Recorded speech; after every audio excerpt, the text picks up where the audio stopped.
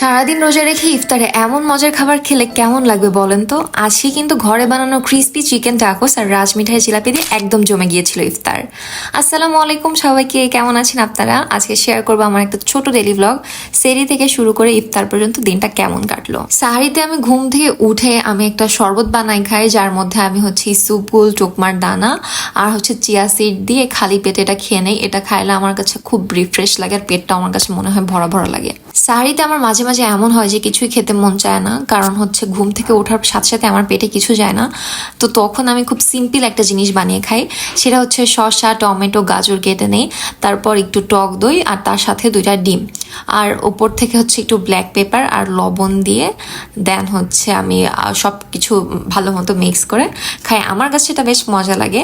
এটা খেতে যেমন হালকা তেমন অনেক হেলদিও, আর পেটও সারাদিন অনেক ভরা থাকে। আমার কাছে তাই মনে হয় এটা আর কি। তারপর সকালবেলায় ঘুম থেকে উঠেই দেখি অফি আমার কাছে দৌড়ে এসে তার ঈদের জুতা দেখাতে লাগলো।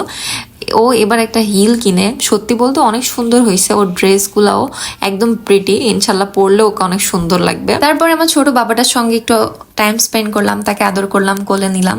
আর রোজার সময় আমার একটা বাজে অভ্যাস আছে, সারাক্ষণ ঘুমাইতে মন চায়, কাজকর্ম করার থেকে মন চায় একটু শুয়ে থাকি। আপনাদেরও কি এমন রোজার সময় হয়? তো ইফতারের আগে একটু আমার বোন নিচে গিয়ে রাজমিঠাই থেকে গরম গরম জিলাপি, ঘিয়ে ভাজা জিলাপি আর দই নিয়ে আসলো। জিলাপির গন্ধে মনে হচ্ছিল ইফতারটা অনেক জমে যাবে। আর আমি ঘরে বানিয়েছিলাম ক্রিস্পি চিকেন টাকোস। সত্যি বলতে এত মজার হয়েছিল। আর এইসব খাবার বাইরে খাওয়ার থেকে ঘরে বানালে একদম ফ্রেশ আর টেস্টিও লাগে। আর আমার এরকম নতুন নতুন রেসিপি এক্সপেরিমেন্ট করতে মজা লাগে। তারপর ইফতারের সময় হয়ে গেল, ইফতার শেষ করে দেন ইফতারের সঙ্গে সঙ্গে চা না খেলে তো মাথায় ঠিক থাকে না আসলে। যারা হচ্ছে চা ফ্রিক তারা তো অবশ্যই এটা জানে। তারপর একটু রেডি হয়ে বাইরে গেলাম। অনেক দিন ধরে মনে হইতেছিল যে ফুচকা খাই না, রোজা আসার শুরু থেকেই মনে হচ্ছে ফুচকা খাওয়া বাদ হয়ে গেছে। তো আপুর বাসার কাছে একটা ফুচকা স্টল ছিল, তো আমি আর তোফা গিয়েছিলাম ফুচকা খেতে।